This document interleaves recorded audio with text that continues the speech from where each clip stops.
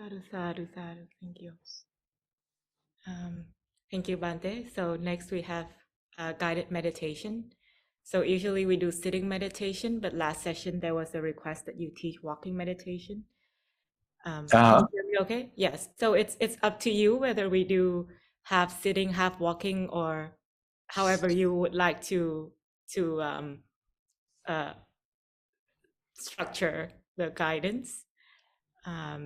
But yes, there was a request for walking meditation last session.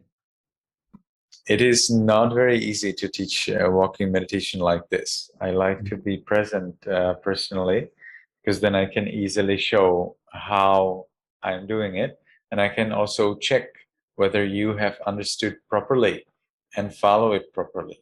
It is very common that I explain the practice, but the meditators invent something into the instruction, and if I don't see it, it's very hard to know that there's that danger. So the instruction is actually fairly easy. What is difficult is to encompass all of those ideas and misunderstandings that people create when they get the simple instruction.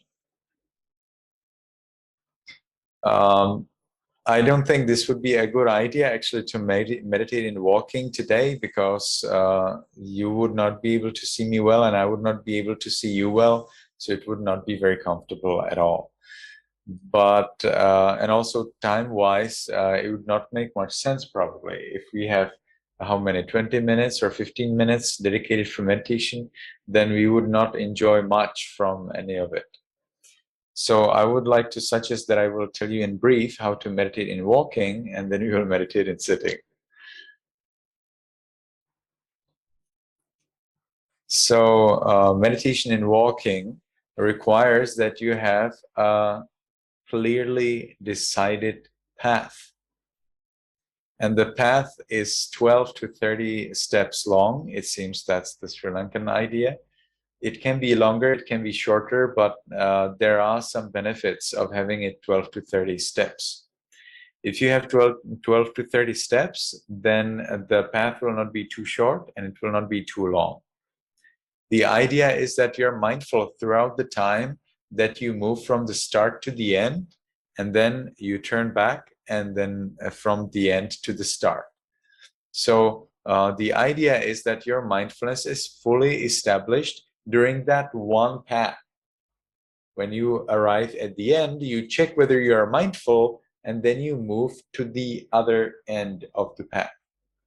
There again, you check whether you're mindful, and then again you move to the other end of the path. And like this, you're going here and there throughout the decided meditation time. So that involves you being totally immersed in the meditation object that you decide for yourself. There are many meditation objects you can do in walking, but you also need to remind yourself whether you're mindful whenever you arrive at the start or at the end of the path.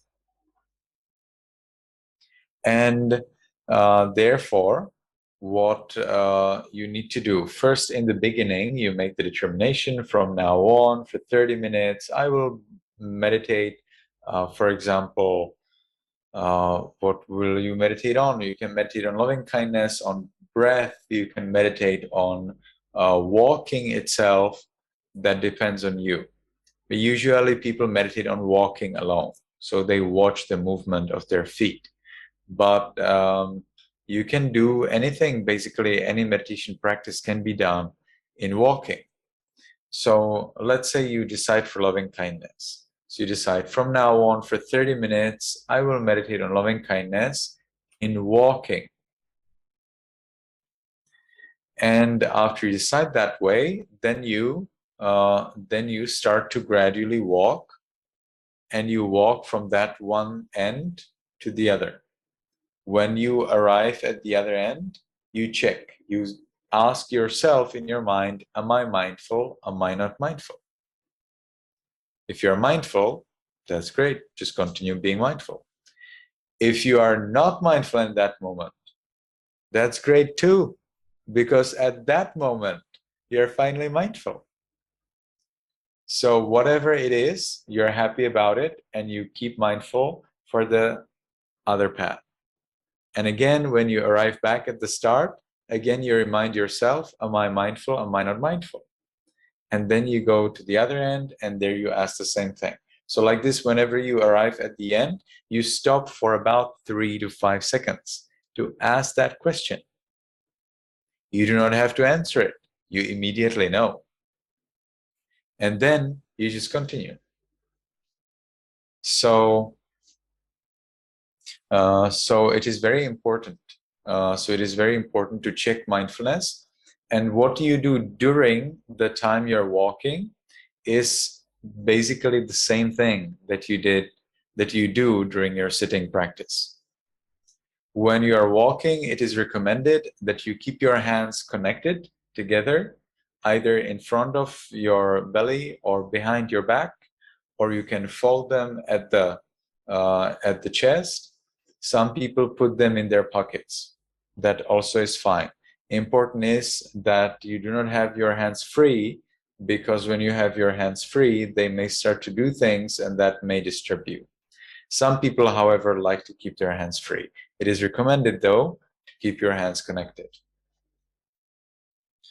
We look at the floor, and as we are walking, we always see the floor right in front of us, so that if there's any ant or any bug or so, we do not step on it. And if, for example, if you meditate this outside in the nature, there may be some branches and things falling or getting into your path. So it's good to know what's going on in there. So when we meditate on walking, we don't look here and there and up and so on. We are always very carefully focused on the spot in front of us while we are walking. So I think this is the basics. When you end, you always end either in the end or start of the path. Do not just think, okay, now the time's up, so I will just go. So you leave from the path somewhere in the middle. No, don't do that. Always when you know, okay, this is the end of my time for meditating and walking, get to one of the two ends of the path. There, make the decision. From now on, I will always be mindful, or whatever is the decision you want to make. That depends on you. And then you can leave, no problem. So this is how you start, how you meditate, and how you end your walking meditation practice. Does anyone have any questions about that?